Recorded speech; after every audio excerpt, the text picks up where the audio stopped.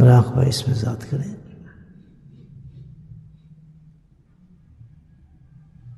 قلبی ذکر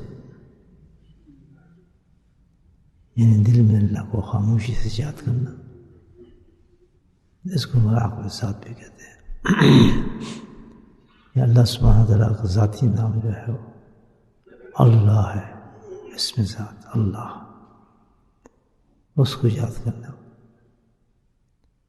اس کا طریقہ ہے زبان کو تالو سے لگائے تاکہ زبان نہ ہلے،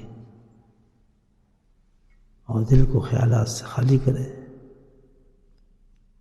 Put your tongue's palate on your palates. Take away all your thoughts from your mind and keep taking away if they are coming during zikr, all thoughts. اس سے مائنڈ کو خالی کرتے رہے اور پوری توجہ دل کے اوپر رکھیں. Give full attention to your heart and with the tongue of your heart. یعنی دل کی زبان کے ساتھ، ایک تو منہ کی زبان ہے، ایک دل کی زبان ہے. پھر دل کی زبان کے ساتھ اس میں ذات اللہ اللہ اللہ کا ذکر کر رہا ہے. اور اس کے معنی کا خیال رکھیں ساتھ ساتھ. Keep reminding your mind the meaning of this sentence, the meaning of this gracious name, Allah, to whom you are remembering.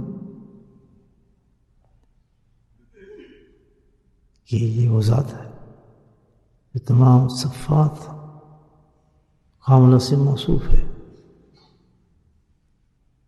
اور کوئی بھی نقص اور کمی اس ذات میں نہیں ہے. اور الحمدللہ اس ذات پر ہم ایمان لائے ہیں، اس کو ہم مانتے ہیں. یہ ہمارا رب ہے، یہ ہمارا پروردگار ہے، پالنہار ہے، ہماری فریادوں کو سنتا ہے، ہماری التجاؤں کو سنتا ہے، ہماری مصیبتوں کو سنتا ہے. جو مانگتے ہیں وہ عطا فرماتا ہے، لیکن اپنی حکمت کے ساتھ. تو اس ذات کو ہم بیٹھ کے اس وقت یاد کر رہے ہیں. اس ذکر کو جب انسان اس حیثیت کے ساتھ کرتا ہے تو اللہ سبحانہ تعالیٰ اس کی برکت سے انسان کا قلب جاری فرما دیتے ہیں. جاری means all the times start thinking your heart about Allah سبحانہ تعالیٰ. اس کو یہ کیفیت تھا ملنا شروع ہو جاتی ہے کہ میں اللہ کو یاد کر رہا ہوں.